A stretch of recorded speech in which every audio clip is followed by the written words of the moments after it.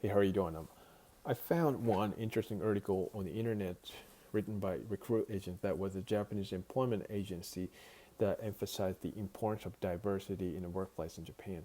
So it said like diversity management was one big important factor for Japanese companies to recognize as one of the strategic measures to grow business. So diversity management I'm talking about here is to promote the diversity of human resources and business strategically. So originally, diversity is one perspective that encourages civil rights movement and woman empowerment movement in the states in the past, which was originally intended to protect individual rights. So in the meantime, after a movement that social diversity penetrated the society and people respected individuality formed in the society, people were aware that diversity was quite advantageous for business, right? For example, organizing environment where different types of people can be active in a company will bring the results that this fact will enable people to take different viewpoints and perspective and different angles that no one has realized yet in the company. So the Japanese companies started to pay attention to this diversity management to expect these effectivity.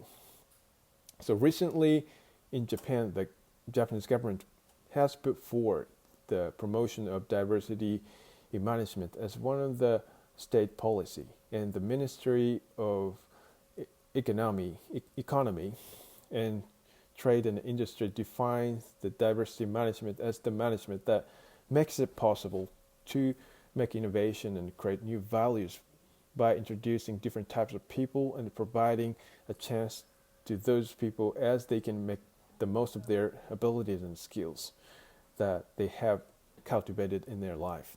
So, but I feel really skeptical about the information that Japanese companies possibly take a stance to accept diversity in a corporate culture, in their corporate culture, in contrast to this article. So, from my eyes, how Japanese companies look diversity management is quite biased and limited. So if you see the website that provide the information about job interview in Japan, you might understand what I'm talking about here. So most of Japanese companies place importance on the first impression of the applicants when having interview. So and some of interviewers said that they didn't attach much value to the information written on the CV of applicants, right? So they try to grasp the applicant's personality from their tiny behaviors, like how they word, uh, how they communicate with others, and how they greet, and how they behave themselves in the office during the whole time while they are in the office, including interview time.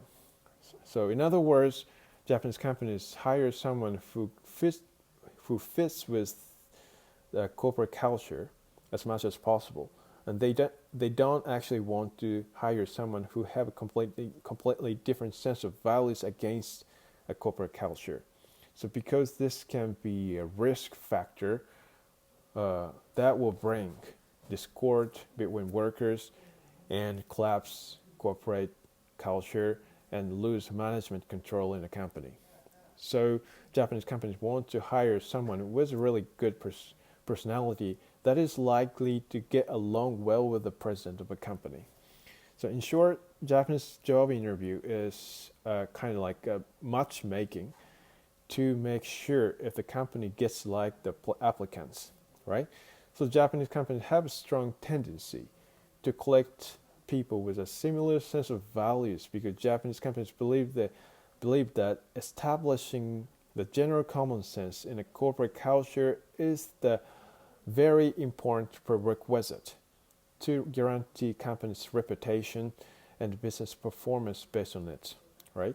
So the business performance of Japanese companies that provide values created by people with similar sense of values is slow growth and and stagnates, needless to say. So LiveDoor Corporation, which is the internet company and now subsidiary of Line Corporation, used to have unique acceptance policies to hire people that gave great priority to applicants' potential that could produce innovative project over applicants' impression when Takahumi Horie was the CEO of this company. It is said that there were so many Japanese workers with golden hair and earrings in Live Door Corporation at the time that usually Japanese companies prohibit workers from having. So it is obvious that his business achievement that he made at the time was really significant. But on the other hand, surprisingly, there was a comment that HR person in a Japanese company moved forward with the application of applicants who came to the office with no tie on his shirt, even in the summer season. He said, like, I don't trust a person coming to an interview with no tie, even in the summer season.